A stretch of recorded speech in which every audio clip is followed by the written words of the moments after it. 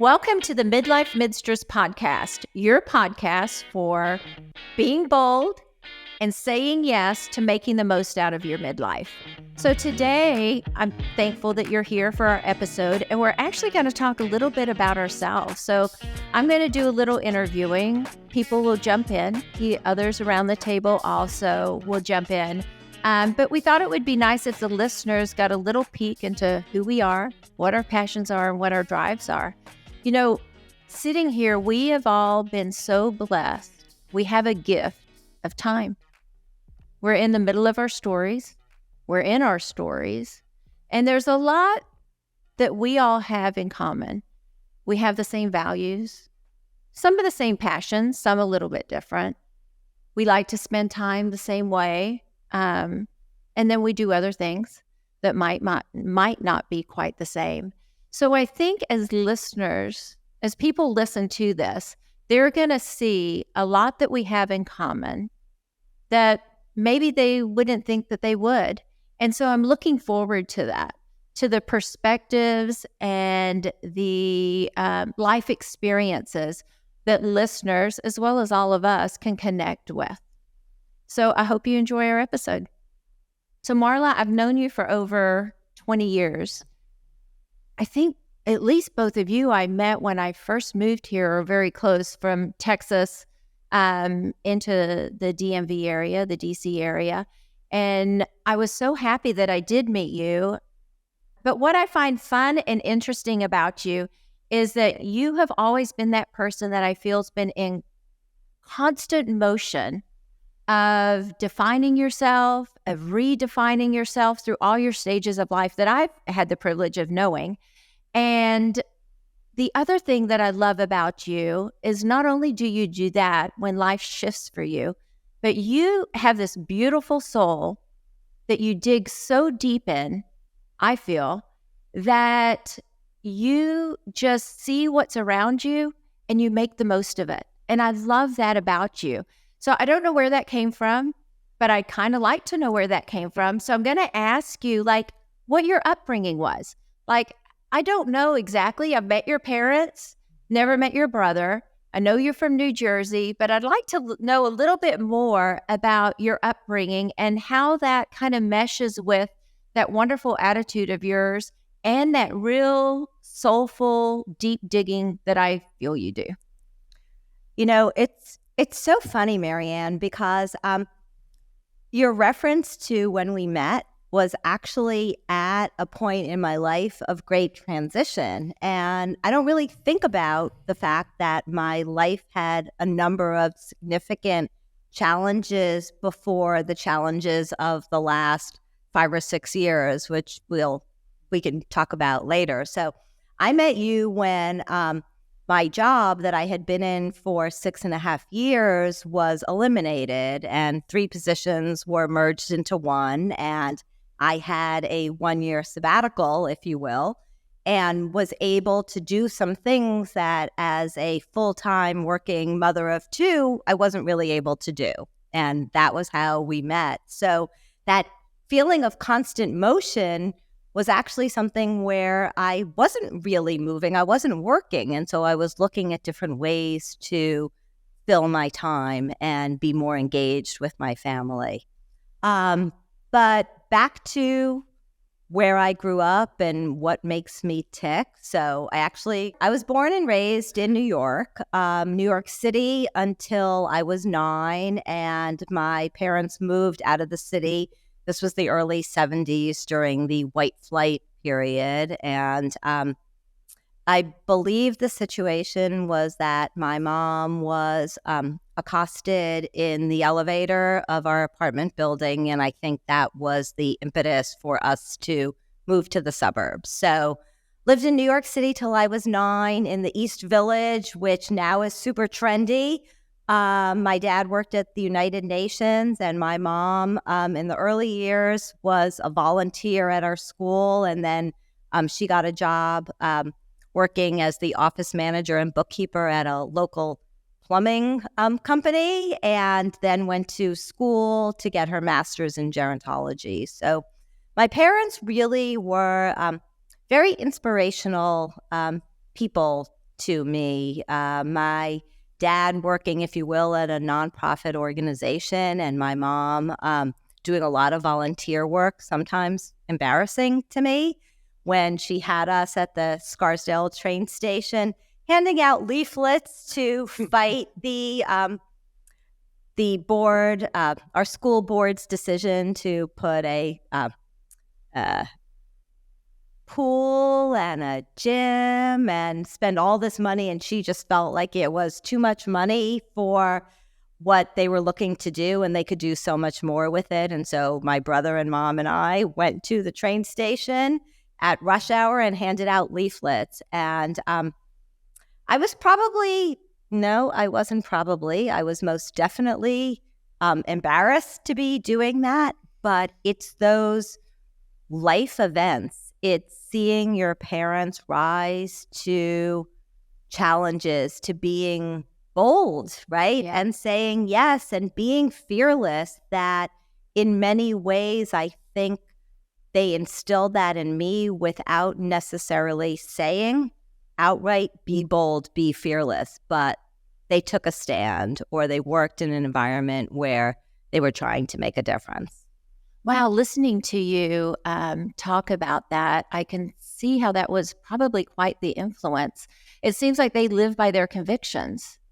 Absolutely. And it's funny, too, just because of their ages, my parents lived life as you might call hippie life, except that they were a little older. So they were beatniks. And in fact, in the late 50s, they took an 18-month long trip around the world. Wow. Did you go with them? No, that was before I was born. So, yeah, and they pretty much went, let's just say, fourth class, steerage class.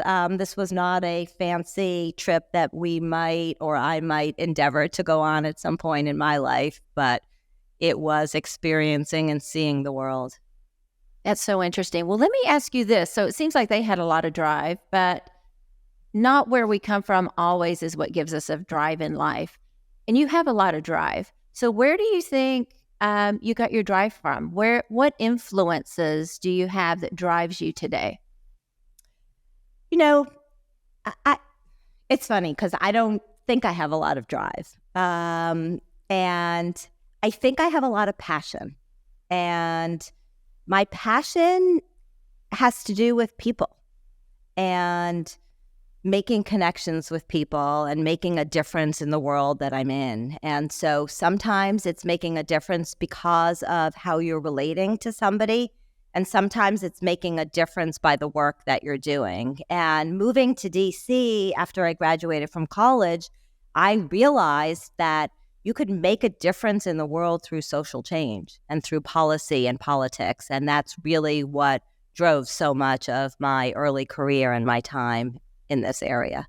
I love the passion about you. I know you do have passion. I think you have drive as well. I think you have both. You know, the other question that I have is, if there was something you haven't done yet, what would that be?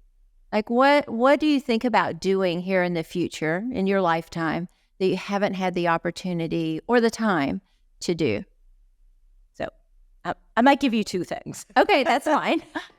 So one thing that's always been a dream of mine, and we got close to it with our sailing trip, was I've always wanted to learn to sail. That's just been something that, not just going sailing, but actually learning how to do it. There's something about being out on the water, but also being so reliant on the environment to move you that is just fascinating to me. Scary, fascinating, awe-inspiring. So that's something that I really would love to learn how to do. If money was no object, travel more. Okay. Both of my children have been to Japan, and both of them came back and said, oh my God, you would love to go. And we kind of have talked about the three of us going together, and that, not just traveling, but traveling with my adult children and experiencing a different culture with them is something that I would love to do. I think you'd enjoy that. I know your kids. I'd enjoy that. The other question that I had, well, I have a couple more, but if you wrote a memoir, what would you title it?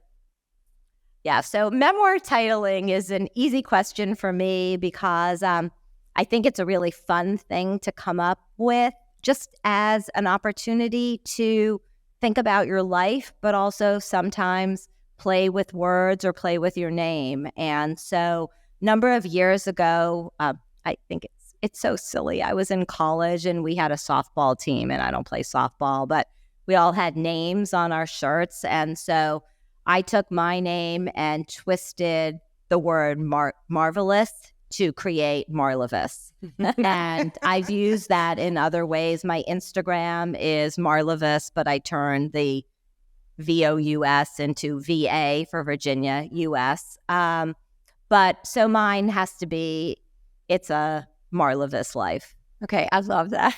That's so cute. I love that the is Marvel great. with the No, VA what a and the play US. on words. And you kind of live it. So I see that as well. Okay, last but not least, last question is, I like word lists. They could be your favorite foods, your favorite music, something that you feel spotlights your personality. But could you just give us a run on of word lists, like, however many you want that would describe you? I know that's a hard one. Sorry. Okay. You want words that describe me. Or like, for me, it would be Motown, country music. I like the rain as much as I like the sunshine. So things like that would tell listeners as well as us a little bit more about you. Okay, so sweet or salty? If I had to pick, I pick salty. Live music, any day. Genres are rock, Grateful Dead, indie, folk. Not really a country music person, but I'll forgive you. but country music has changed over the last 40 years, and there's a lot of country music that I really do enjoy. So that the idea of live music, theater, and also just being so open to doing different things. You asked favorite ice cream. If I had to pick, again, so many new flavors of ice cream. If I had to stick to traditionals, give me coffee ice cream every day. Fruit dessert over chocolate dessert. Love whipped cream. I'm a morning person, but I can stay up at night. I love champagne. And I feel so silly sometimes saying this, but I love being around people. It's just what fuels me.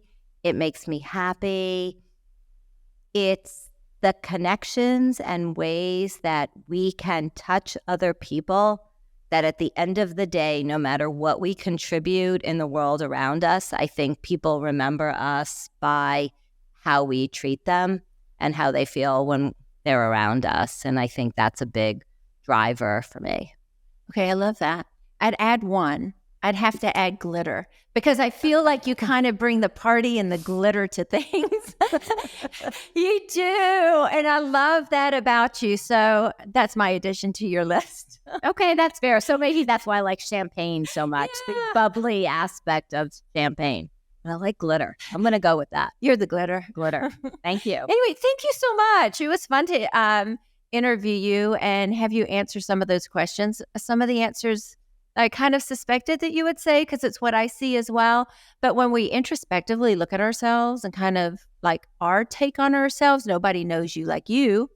And I appreciated that. And I think for the listeners, when they watch us in the future, I think they'll have a little insight to who you are. So you've been in my life, Leslie Ann, I don't know the exact amount of years, but I've been in the DC area moving from Texas about 24, 25 years ago.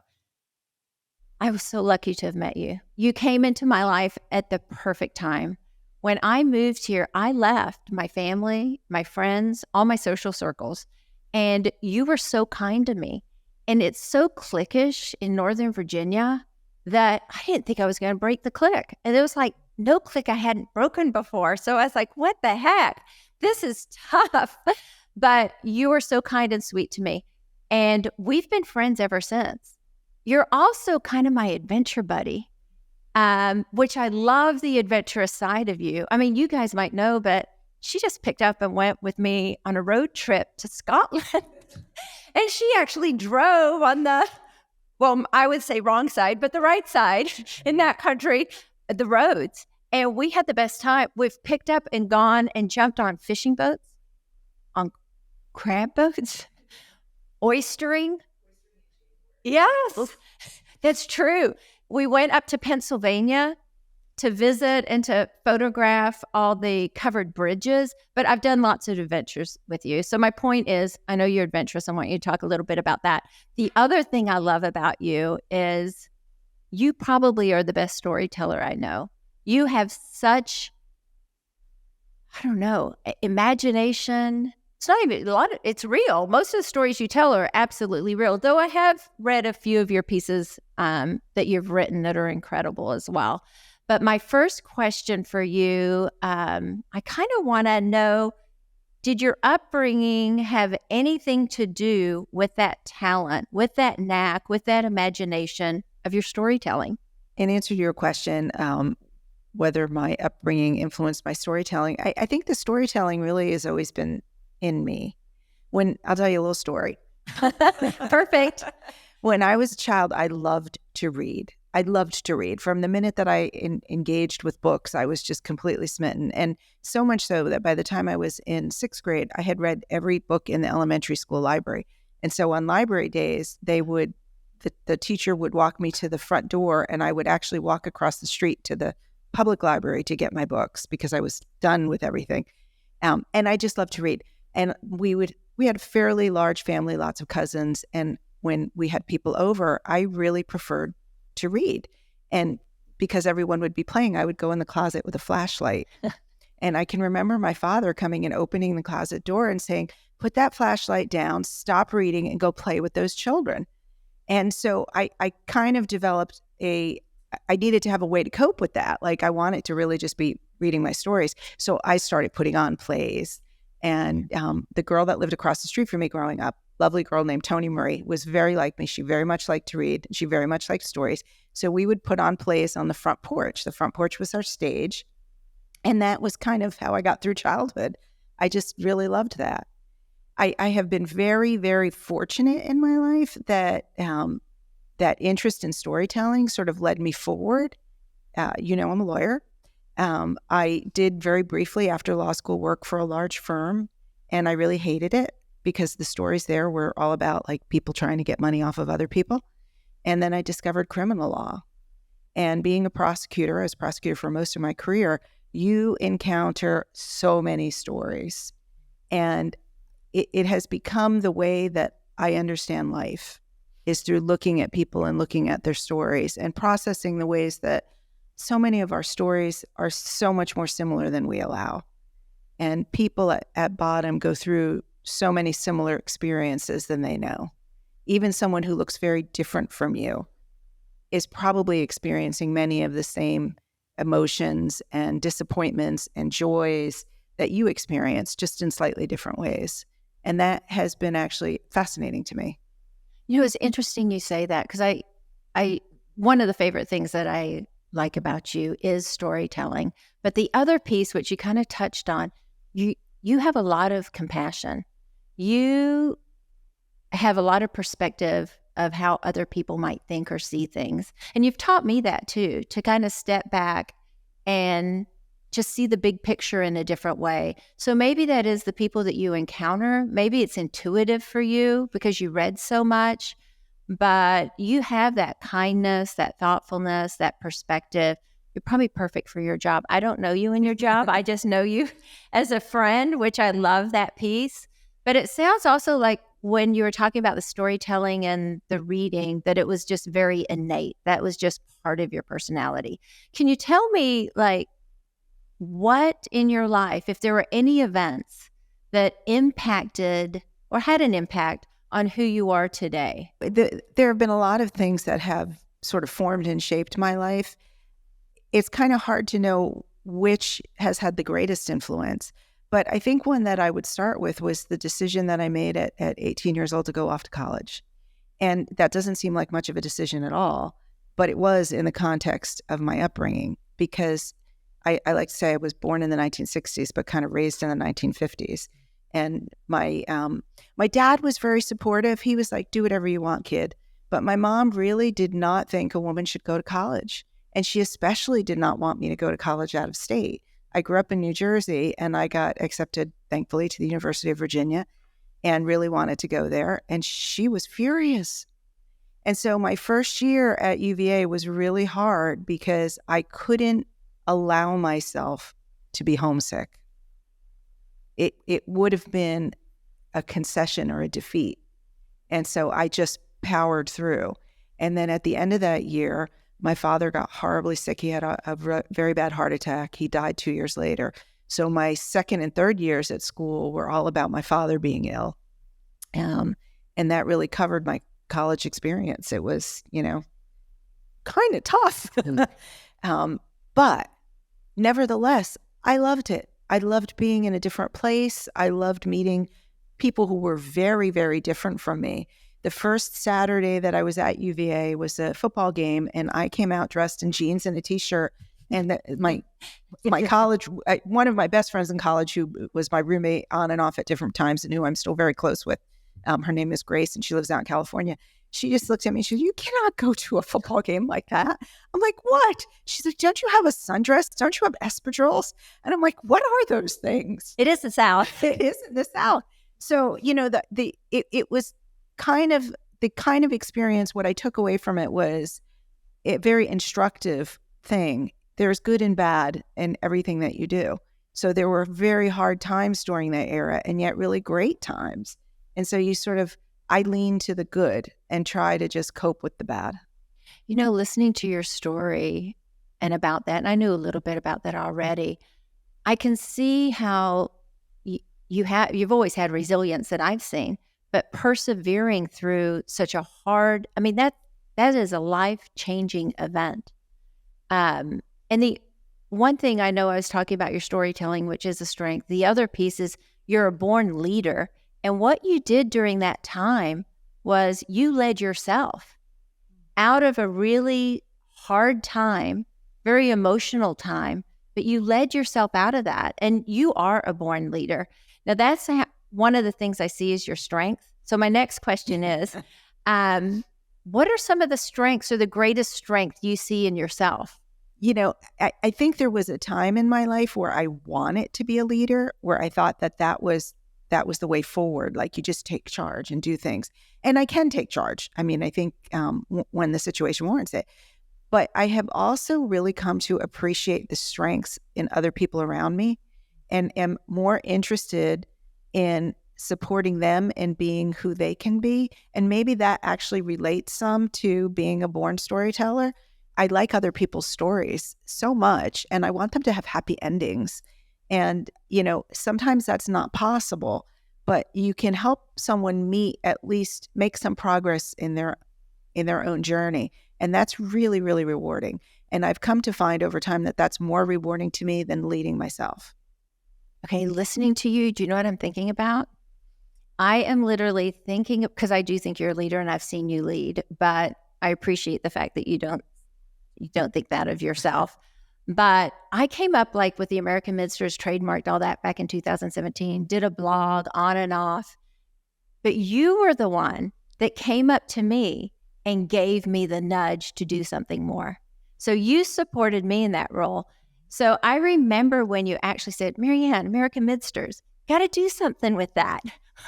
I'll help you. What are we going to do? So now that you're talking about supporting other people in their journey, it's exactly what you did for me.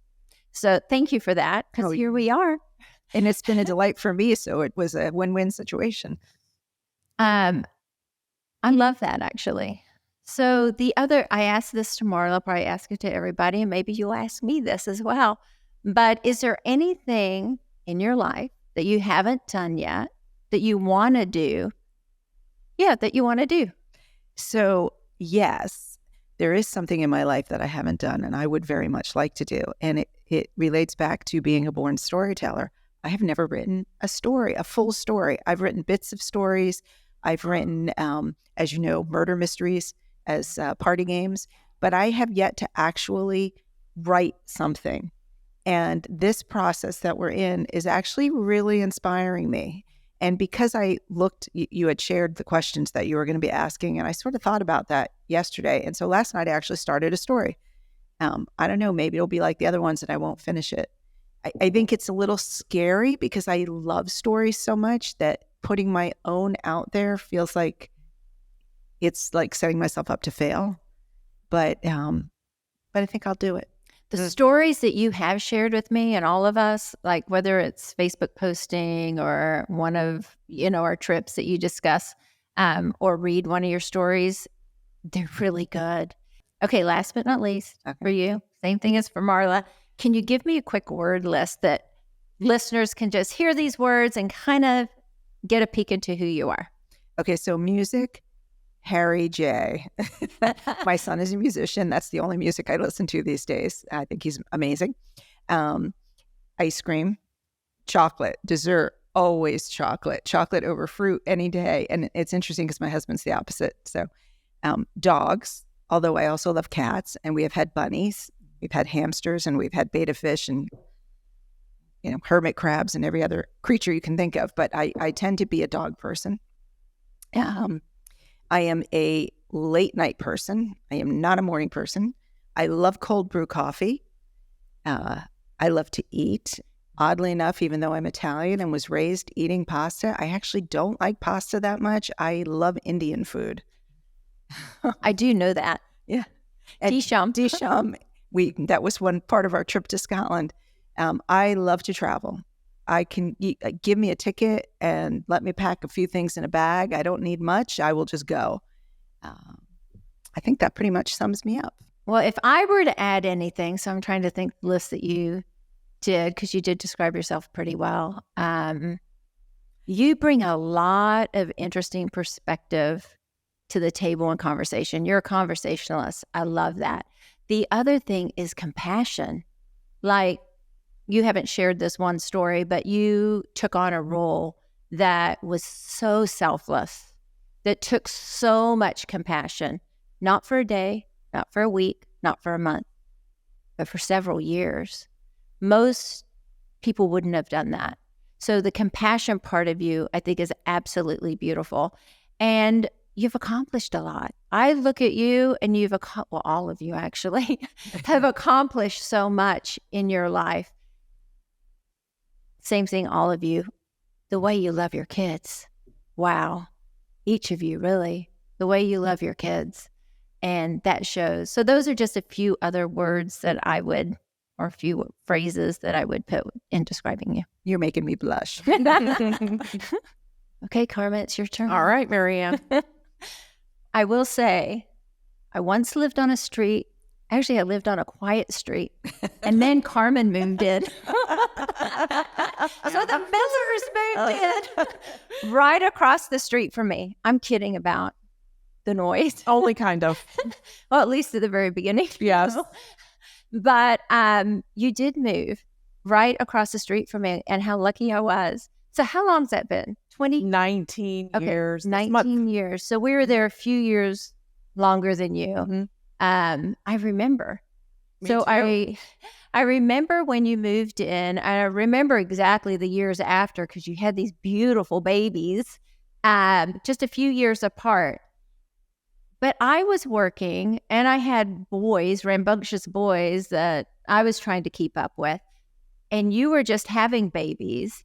So I didn't get to know you in the same way as I did a few years later. Mm-hmm. But what I remember is in the morning when I'm loading my kids, I'd see this woman, this very tall woman. Y'all might not be able to see by the video, but 5'10"? I'm 5'10", yeah. In these female power suits with these skirts and these long legs and heels. And I would just stare. I was like, wow. I remember you were conquering parenting and you were conquering the business world. Now, I know the others have done the same in similar ways, but I just got to see it on a daily basis with you. And I was so impressed by that because I was not in corporate America. Lucky you. So it was very different. But anyway, I always have seen you with drive. And I know quite quite a bit about your family and a little bit about your mother, who also has drive, obviously. But I'm just curious about where you got that drive and how you were able to balance those two things. It looked to me is so beautifully, and to me it looked easy, but I'm sure it was easy. not. It's funny, both of my parents are driven, but I'm not really sure that I got my drive from them. So my father's an immigrant to the United States. He's from Honduras originally. And my mom grew up on a farm in West Texas in a very poor family. They didn't have running water or electricity. They didn't have electricity until she was 6, and they didn't have running water until she was a high school senior. And my grandparents were sharecroppers, and she used to lie in the field in West Texas and watch planes going overhead and say, one day I'm going to be on one of those planes. So she actually met my father in Vietnam. She was a missionary journeyman with the Southern Baptist Church, and my father he was an anesthesiologist, and he had his green card, but he wanted to stay a U.S. citizen, and you can get drafted with your green card. And so he enlisted in the Navy instead of being drafted into the Army, and they were both in Da Nang, and they met each other there. And they met and they ended up getting married. And I was born in a small town in middle Georgia. That's where I grew up. And so obviously they had a lot of drive. Like my mom went on to law school and, has done a lot of things since then. But for me, it was my drive I don't know. My parents always said I was like that. I just was from the time I was a kid. It wasn't like an ambition. It was more that things would really interest me. And then I would just go and go and go and go and do more and do more and do more. And that's kind of how I ended up with my career and my family. And no, it was not easy. I still sometimes regret how much I worked. I was really lucky that I had a husband who had a job had more regular hours than mine and who was very into like kind of the little kids. But it was, but I didn't really do it out of ambition. It was more that work lights me up intellectually. It's the only place that I get that charge. Mm-hmm. And so I always just kind of gravitated toward that. I was good at school. I was good at work. And I just kind of gravitated toward that. I had a rather chaotic personal life as a child. And so my big ambition in life was I wanted the awesome husband and the awesome family. And so I've worked really, really hard at that because that to me is the most important thing in my life. Work being it's not really about work. It's about that intellectual thing. And I can't get that anywhere else. So I keep working. Yeah. Well, you seem to be on autopilot and high speed in a very good way. Like I don't know. There's something about you that I think I seem to always be pushing forward. I had a boss one time who periodically I would say, "Hey, Mike, how you doing?" And he'd go, "Ducky." And finally, after like several months of this, I go, "Mike, every time you say ducky, it's a really like tough day. What do you mean by that?" And he goes, "Calm on the top, paddling like hell underneath." Oh, that's and funny. I think that's who I am, as I kind of seem very calm all the time, but I don't always feel that way. Well, I do know that you were a high school and a college athlete, mm-hmm. which takes a lot of discipline, mm-hmm. which I think translates to how you've lived your life professionally as well. Has being a college athlete impacted the way you live life, or what lessons from that, if any, moving forward into your life have helped you? Oh, 100%.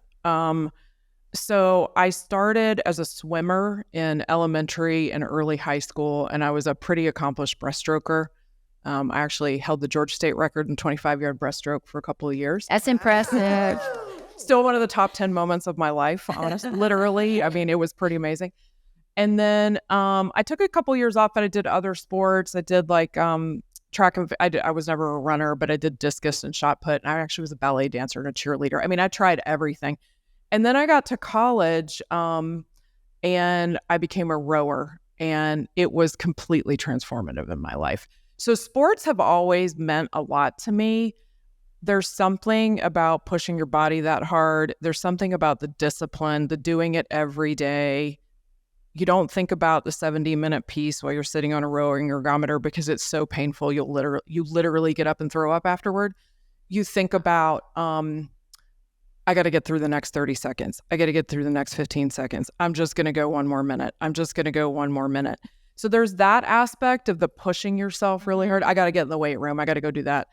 But then the rowing and swimming. So swimming is a completely individual sport. Rowing is a bizarrely individual and team sport at the same time, because you could slack off a little or you could go a little bit harder, and that makes it individual. But the team aspect is, you don't show up, the boat doesn't go out. Mm-hmm. If you're not perfectly in sync, perfect balance, all of that sort of stuff, the boat doesn't win.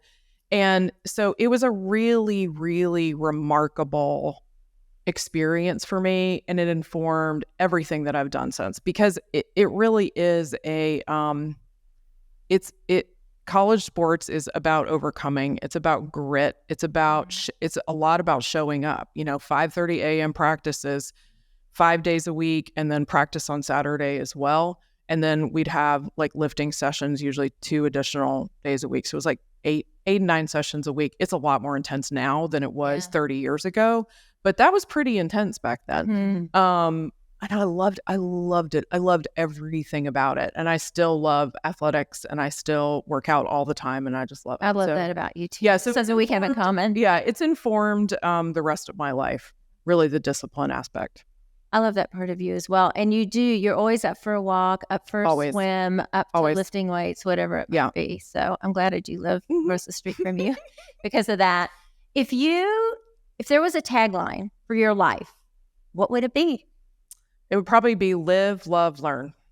Everything is learning for me. I'm very intellectually curious. I always want to know the next thing. I want to know about other people. I want to know about other stuff.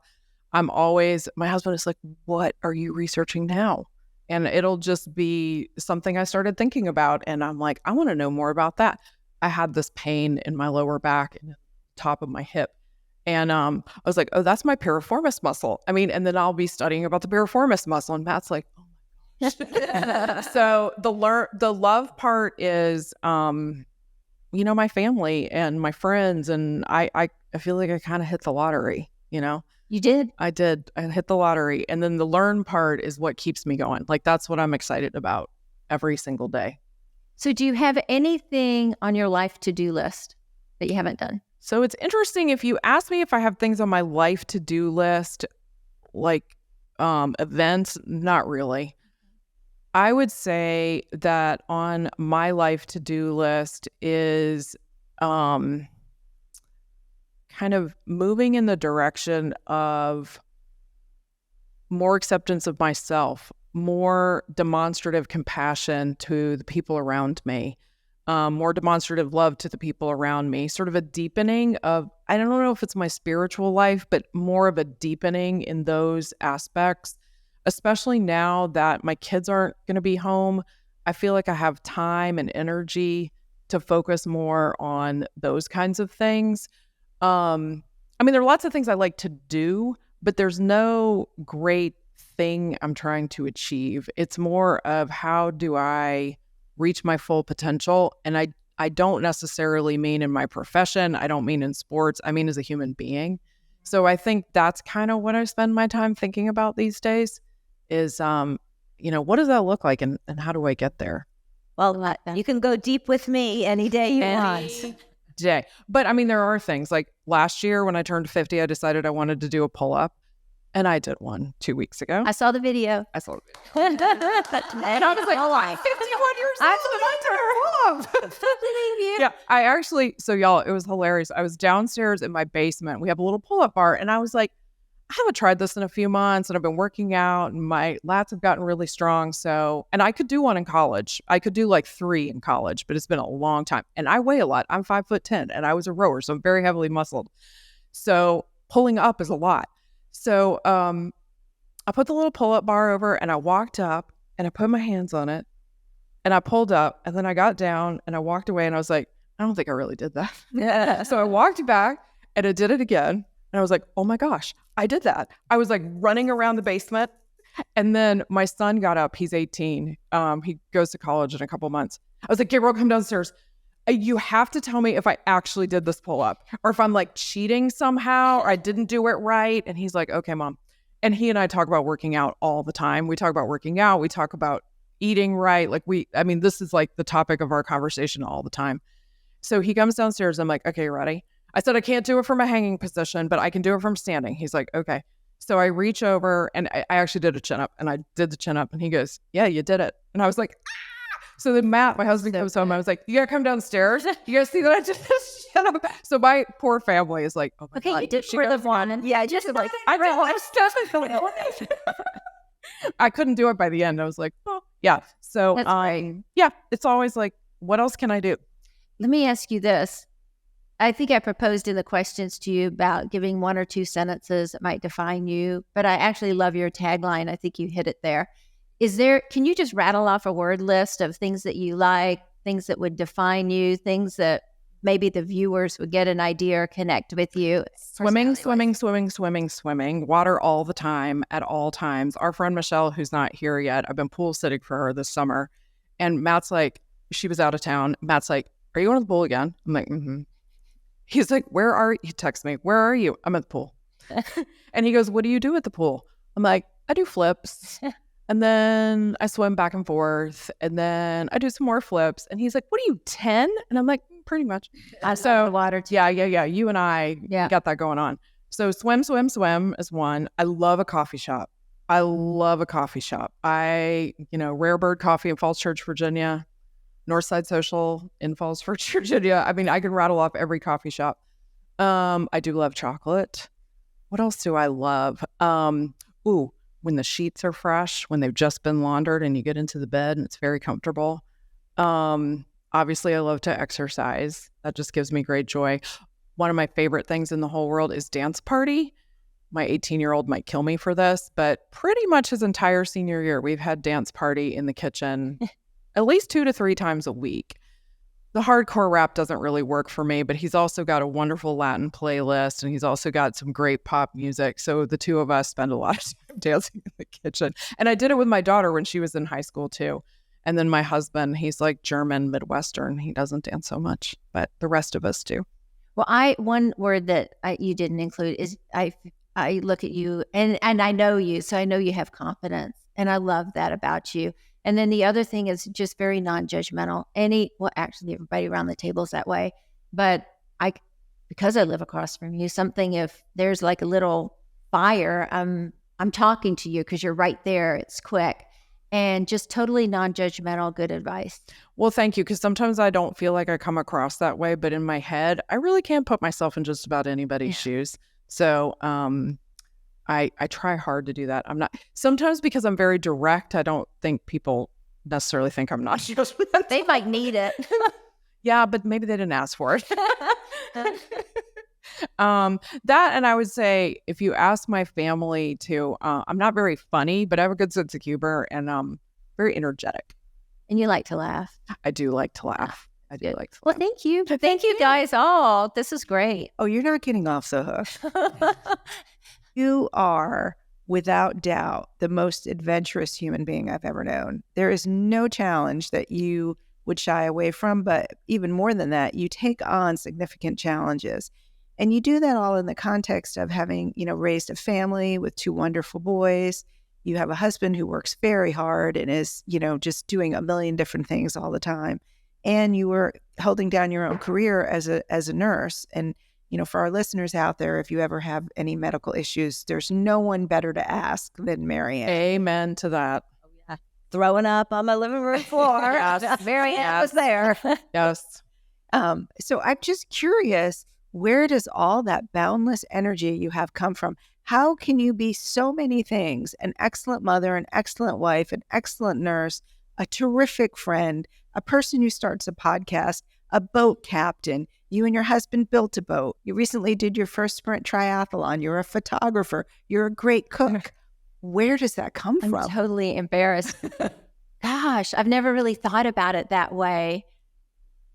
I think you guys know me enough. I wake up in the morning with a smile. I've been very blessed. I do not take that for granted.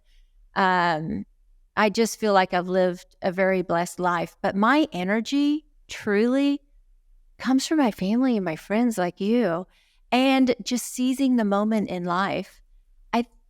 I will say, I think I've always been that way. It really changed gears when I had a significant event in my life when my oldest child got very sick and was given a diagnosis that was not so great. He's alive and he's well. But he taught me too, even though I had a lot of that, I just seize the moments now because I will not take tomorrow for granted. And I love adventure. I do have an adventurous spirit. We talked a little bit before we started, and we were talking about the Barbie movie actually, and you were talking about your Barbies and so forth. And I was like a Grizzly Adams. I grabbed my peanut butter and I'd go on my adventure. So I was always had that spirit. My mother also is pretty much an adventurous. So, and at some point we'll get into, or I'll talk to you more about my lives. And my parents were pretty adventurous. I lived in several countries, like 4 or 5 countries before I was the age of 10. So they would pick up and go for work related, but I was able to do that. But I just have this innate spirit that I just want to do things. I want to experience things. I'm the type of person that will go out in the rain, put my tongue out, and literally feel the rain. It's just who I am. It's one of my favorite things about you because you're one of my few friends that I'll be like, do you want to do this? And you're like, yeah, sure. She never says no. She never says no. We don't. Okay, I have another question. Okay. You mentioned earlier when you were asking me questions that I'm also friends with your husband, who is a wonderful man.